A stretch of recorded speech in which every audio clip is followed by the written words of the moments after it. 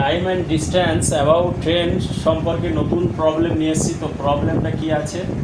A train with a speed of 72 kilometre per hour travel in 27 seconds cross a 400 metre long platform, what is the length of the train? এখানে অ্যান্সারগুলো মিটারে আছে, তাহলে এখানে 72 kilometre per hour ওটাকে মিটারে নিয়ে যেতে হবে। তো 72 মিটারে নিয়ে যেতে গেলে 5/18 দিয়ে ক্রস করলে আর মাল্টিপ্লাই করলে এটা মিটার পার সেকেন্ড অ্যান্সার আসবে।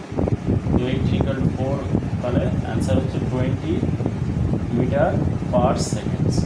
এখানে পার সেকেন্ডে এটা ডিস্টেন্সটা ক্রস করে, তাহলে 27 সেকেন্ডে কত করবে?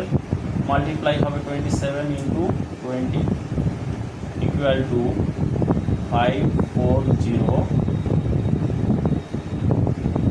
মিটার।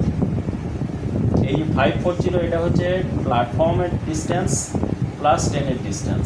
প্ল্যাটফর্মের ডিস্টেন্স এখানে কত? 400, তাহলে ট্রেনের ডিস্টেন্স কত হবে? 540 মাইনাস 400, অ্যান্সার কত? 140 মিটার।